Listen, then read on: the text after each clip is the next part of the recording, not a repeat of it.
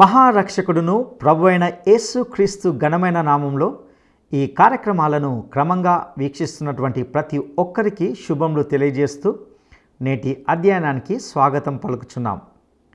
నేటి మన ధ్యాన భాగము నిర్గమకాండము 19వ అధ్యాయము 1 నుండి 15 వచనాలు. ఈ భాగంలో దేవుడు తన ప్రజలతో ఒక ఒడంబడిక చేసుకుంటున్నట్లుగా మనము చూడబోతున్నాం. దేవుడు వారిని ఐగుప్తు దేశంలో నుండి తన కృపలో ఎలా విడిపించి నడిపించి కాపాడి బయటికి తీసుకుని వచ్చాడో తెలియజేస్తున్నట్లుగా ఇందులో చూస్తాం. ముఖ్యంగా తన ప్రజల పట్ల ఆయన కలిగి ఉన్న ఉద్దేశాన్ని తన సేవకుడైన మోషేతో వారికి తెలియజేస్తూ తనను తాను వారికి కనపరుచుకోవడానికి చేసిన కొన్ని హెచ్చరికల వైనాన్ని ఈ పాఠంలో మనము గమనిస్తాం. దేవుడు ఎంతటి పరిశుద్ధుడో ఎంతటి గంభీరము కలిగిన వ్యక్తియో ఈ భాగంలో తెలుసుకుంటాం. సీనాయి పర్వతం మీద దేవుడు తనను కనపరుచుకోవాలనుకున్నాడు. ఈ పర్వతము ప్రత్యేకమైనది. దీని ప్రత్యేకతను గురించి కూడా ఇందులో చర్చిస్తాం. ధర్మశాస్త్రము మరియు దేవుని కృపకు ఉన్నటువంటి విశిష్టతను గురించి కూడా మనము కొంత ఆలోచించబోతున్నాం. కాబట్టి మనము అట్టి సత్యాలను నేర్చుకోవడానికి పరిశుద్ధాత్మ దేవుని యొక్క సహాయాన్ని కోరుతూ సిద్ధపడదామా? ప్రియ సోదరీ సోదరులారా, నిర్గమకాండం 19వ అధ్యాయంలో మోషే చేసిన ప్రసంగం ఉన్నది. దేవుడు దర్శించబోతున్నాడు. దానికి ప్రజలు సిద్ధపడుతున్నారు. 19వ అధ్యాయం నుండి 24వ అధ్యాయం వరకు ధర్మశాస్త్రమును గురించిన విశేషాలు చెప్పబడ్డాయి. ఇశ్రాయేలు ప్రజలు సీనాయి కొండను సమీపించారు. ఇక్కడే వారికి ధర్మశాస్త్రం ఇవ్వబడింది. ధర్మశాస్త్రం కావాలని కోరుకున్నారు, కృప కాదు. ధర్మశాస్త్రమే కావాలన్నారు, అదే వచ్చింది. ఇప్పుడు 19వ అధ్యాయం 1వ వచనం నుండి వినండి. ఇశ్రాయేలీయులు ఈజిప్టు దేశము నుండి బయలుదేరిన 3వ నెలలో, వారు బయలుదేరిన నాడే 3వ నెల ఆరంభ దినమందే వారు సీనాయి అరణ్యానికి వచ్చారు. వారు రెఫెదీము నుండి బయలుదేరి సీనాయి అరణ్యానికి వచ్చి ఆ అరణ్యమందు దిగారు. అక్కడ ఆ పర్వతం ఎదుట ఇశ్రాయేలీయులు విడిది చేశారు. మోషే దేవుని వద్దకు ఎక్కిపోగా యెహోవా ఆ పర్వతము నుండి అతన్ని పిలిచి అన్నాడు, నీవు యాకోబు కుటుంబీకులతో ముచ్చటించి ఇశ్రాయేలీయులకు తెలుపవలసినది ఏమనగా, నేను ఈజిప్టు వారికి ఏమి చేశానో, మిమ్మును గద్ద రెక్కల మీద మోసి నా వద్దకు మిమ్మును ఎలా చేర్చుకున్నానో మీరు చూచారు. మీరు నా మాట శ్రద్ధగా విని నా నిబంధనను అనుసరించి నడిస్తే మీరు సమస్త జనులలో నాకు స్వకీయ సంపాద్యమవుతారు. ఇశ్రాయేలీయులు సీనాయి కొండ దగ్గరికి వచ్చారు. ఇక్కడే వారు ధర్మశాస్త్రాన్ని దేవుని నుండి స్వీకరించబోతున్నారు. దేవుడు తన ప్రజలతో కృపను బట్టి వ్యవహరిస్తాడు. వీరికిప్పుడు కృప కావాలా? దేవుణ్ణి ఇలాగే వెంబడిస్తూ ప్రయాణం చేస్తారా? లేక వీరికి ధర్మశాస్త్రం కావాలా? ఏదో ఒకటి వీరు తేల్చుకోవాలి. మోషే మాట్లాడుతున్నాడు. దేవుడు చెప్పిన మాటలే వారికి తెలియచేస్తున్నాడు. వీరు దేవుని కృపచేత ఇంతవరకు నడిపించబడ్డారు. గద్ద రెక్కల మీద మోసి వారిని ఇంతవరకు తెచ్చాడు. ఈజిప్టు నుండి సీనాయి వరకు వారిని నడిపించింది దేవుని కృప. ఈ కృప వారికి చాలా, లేక ధర్మశాస్త్రం కావాలా? గద్ద రెక్కల మీద వచ్చాం, ఇది బాగానే ఉంది, ఇలాగే ముందుకు సాగుతాము అని వారంటే ఎంతో బాగుండేది. గద్ద రెక్కల మీద తెచ్చాను అంటున్నాడు. గద్ద విచిత్రమైన పక్షి. యోబు గ్రంథం 9వ అధ్యాయం 26వ వచనంలో గద్దను గురించి చెప్పబడింది. రెల్లు పడవలు దాటిపోయేటట్లు అవి జరిగిపోతాయి. ఎరమీదికి విసురున దిగే పక్షిరాజు వలె అవి త్వరపడిపోతాయి. మత్తయి సువార్త 24వ అధ్యాయం 28వ వచనంలో ప్రభు అన్నాడు, పీనుగ ఎక్కడ ఉన్నదో అక్కడ గద్దలు పోగవుతాయి. గద్ద అనగా పక్షిరాజు. బైబిలు పరిభాషలో దేవునికి దైవత్వానికి సంకేతం. యెహెజ్కేలు గ్రంథంలో దైవత్వం పక్షిరాజు ముఖానికి పోల్చబడింది.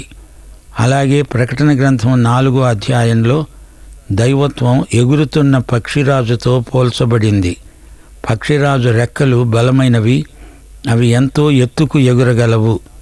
పక్షి కుటుంబంలో ఇది రాజు లాంటిది, ఇది జెట్ విమానం లాంటిది. అందుకే ఈ అధ్యాయం 4వ వచనంలో దేవుడు గద్దరెక్కల మీద మిమ్మును తెచ్చాను అంటున్నాడు. అనగా ఇది దేవుని కృప, దేవుని సన్నిధి, దేవుని బలమైన కాపుదల. ఈజిప్టు నుండి సీనాయి వరకు వారిది కృపా ప్రయాణం. దేవుని కృప వారిని రప్పించింది. వారు ఈజిప్టులో ఉండగా దాస్యంలో ఎంతో శ్రమలు అనుభవించారు. అయితే దేవుడు వారిని విమోచించాడు. అలా విమోచించడానికి రక్తప్రోక్షణ అవసరమైంది. ఆ రాత్రి మరణదూత దాటిపోయాడు. ఇశ్రాయేలు ప్రజలు ఈజిప్టును విడిచి వచ్చారు. ఎర్ర సముద్రం దాటారు. లేకపోతే ఫరో వారిని ఊచకోత కోసి ఉండేవాడు. కానీ దేవుడు కాపాడాడు.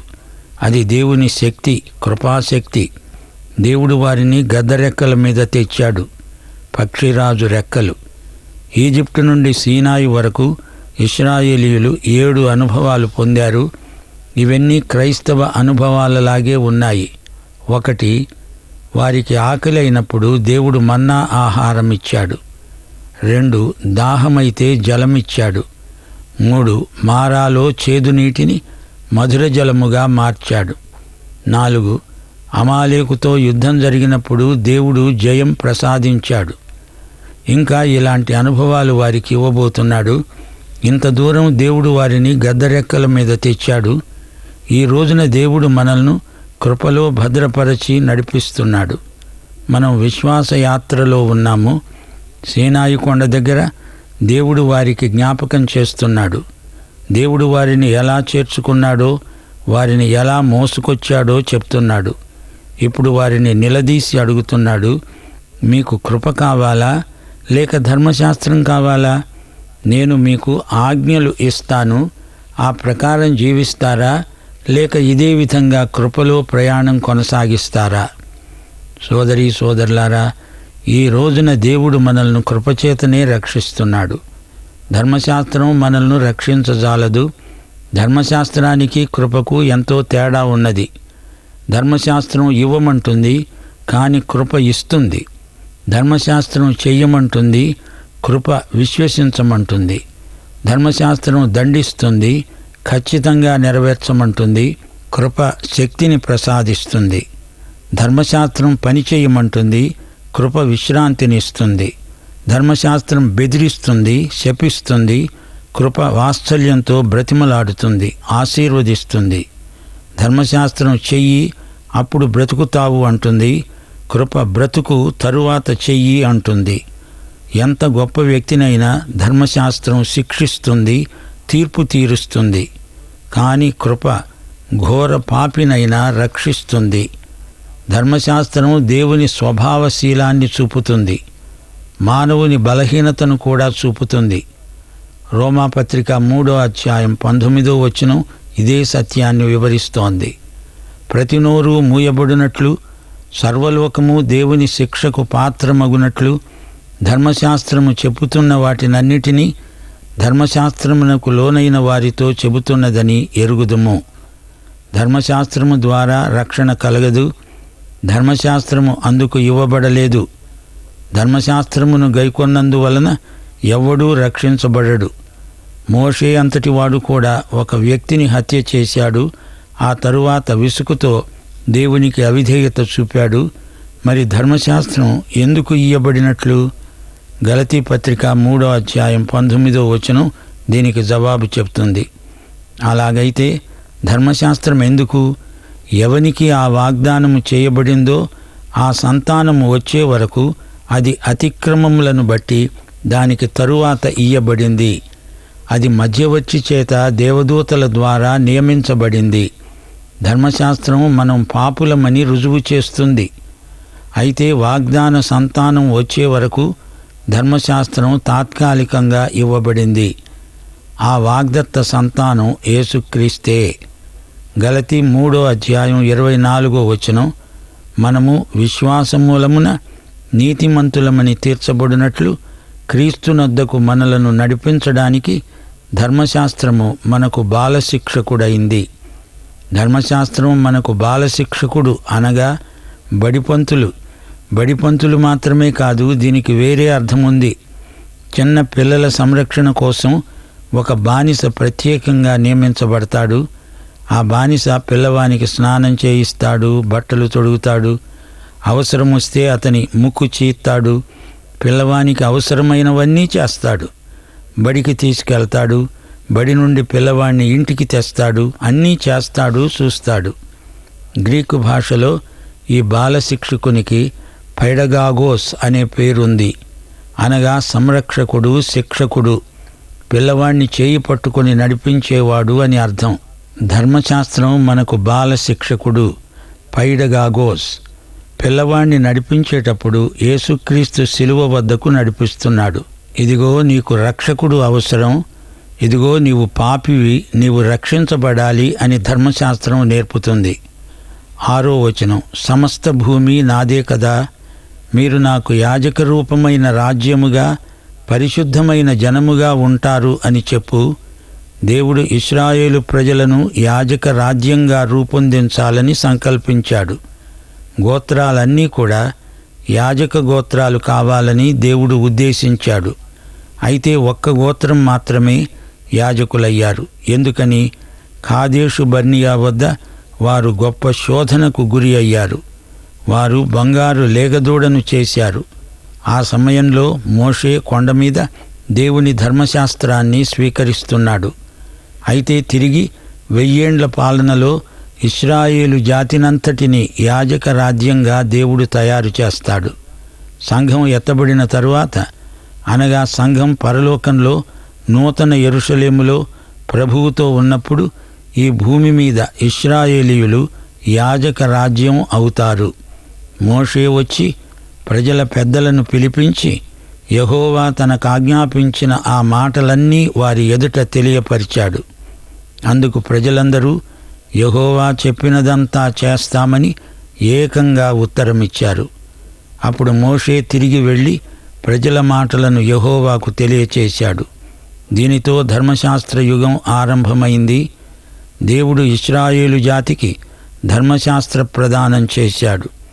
ఈ ధర్మశాస్త్ర యుగం సీనాయి కొండ నుండి కల్వరి శిలువ వరకు కొనసాగుతుంది. నిర్గమకాండం నుండి నేరుగా శిలువ వరకు ప్రయాణం చెయ్యాలి. ధర్మశాస్త్రాన్ని ఎవరూ నెరవేర్చలేరు, అది మానవరీత్యా అసాధ్యం.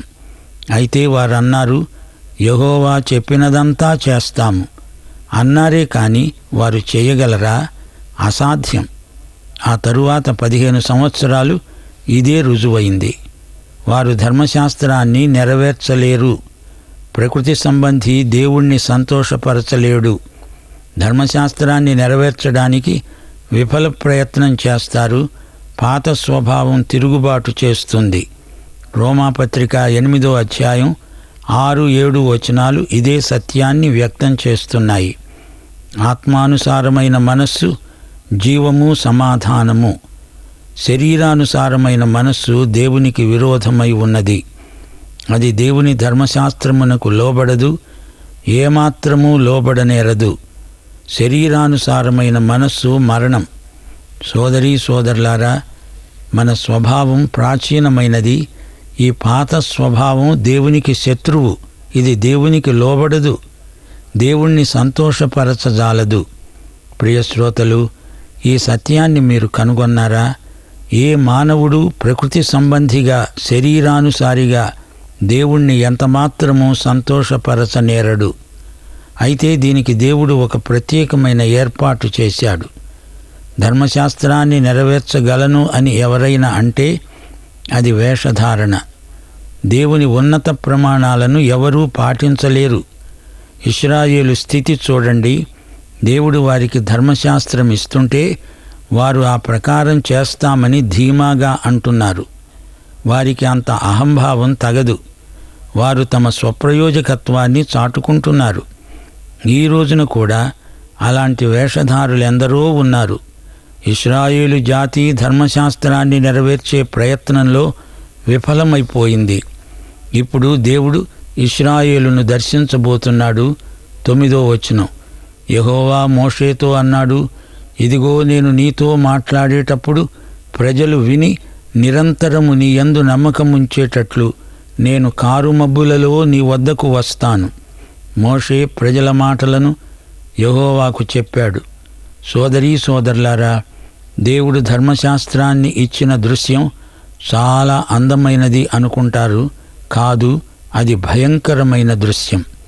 యెహోవా మోషేతో అన్నాడు, నీవు ప్రజల వద్దకు వెళ్ళి నేడు రేపు వారిని పరిశుద్ధపరచాలి. వారు తమ బట్టలు ఉతుక్కొని 3వ నాటికి సిద్ధంగా ఉండాలి. 3వ రోజు యెహోవా ప్రజలందరి కన్నుల ఎదుట సీనాయి పర్వతం మీదికి దిగి వస్తాడు. నీవు చుట్టూ ప్రజలకు మేరను ఏర్పరచి, మీరు ఈ పర్వతం ఎక్కవద్దు, దాని అంచు ముట్టవద్దు, ఈ పర్వతాన్ని ముట్టే ప్రతివానికి మరణశిక్ష తప్పక విధించబడాలి. ఇశ్రాయేలు ప్రజలు ఆ పర్వతాన్ని సమీపించకూడదు, దాన్ని ముట్టకూడదు, ముట్టితే చస్తారు. సోదరీ సోదరులారా, ధర్మశాస్త్ర ప్రదానం మహాభీకర సన్నివేశం. ఎవడూ చేతితో దానిని ముట్టకూడదు. ముట్టినవాడు రాళ్లతో కొట్టబడాలి, లేక పొడవబడాలి. మనుష్యుడు గాని మృగం గాని బ్రతకకూడదు. బూరధ్వని చేసినప్పుడు వారు పర్వతం వద్దకు రావాలి. అప్పుడు మోషే పర్వతం మీద నుండి ప్రజల వద్దకు దిగివచ్చి ప్రజలను పరిశుద్ధపరచగా వారు తమ బట్టలు ఉతుక్కున్నారు. అప్పుడు అతడు ప్రకటించాడు, 3వ నాటికి సిద్ధంగా ఉండండి. ఏ పురుషుడు స్త్రీని చేరకూడదు. 3వ రోజు ఉదయమైనప్పుడు ఆ పర్వతం మీద ఉరుములు, మెరుపులు, సాంద్ర మేఘము, బూర యొక్క మహాధ్వని కలుగగా శిబిరములోని ప్రజలందరూ వణికారు. ప్రియ సోదరీ సోదరులారా, ఇదేమీ సర్కసు ప్రదర్శన కాదు, ధర్మశాస్త్ర ప్రధాన దృశ్యం. దేవుడు తన ధర్మశాస్త్రాన్ని తన ప్రజలకు గ్రంథస్థం చేసి ఇచ్చిన రోజు. ఎర్ర సముద్రం దాటిన తరువాత ఇశ్రాయేలు అరణ్య ప్రయాణం ప్రారంభించారు. సీనాయి కొండ వరకు వచ్చారు. ఇది దేవుని పవిత్ర పర్వతం. ఇక్కడ దేవుడు తన ప్రజలకు ధర్మశాస్త్రం అనుగ్రహించాడు. అనగా ధర్మశాస్త్రమందలి నైతిక ప్రమాణములు సీనాయి కొండంత ఎత్తైనవి.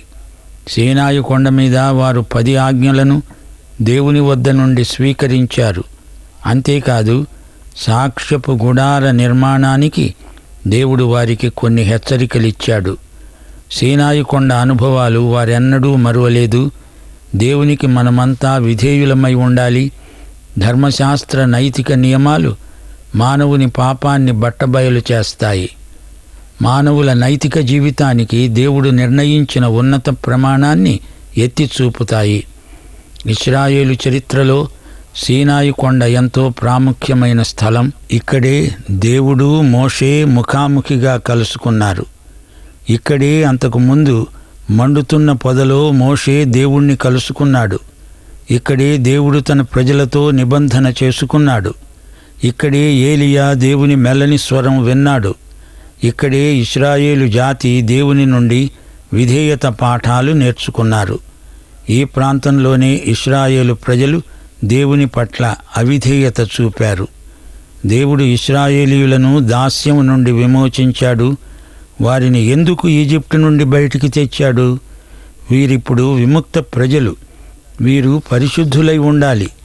వీరు యాజక రాజ్యం, అనగా ప్రతి ఒక్కడూ ఒక యాజకుడై దేవుని వద్దకు వెళ్ళగలడు.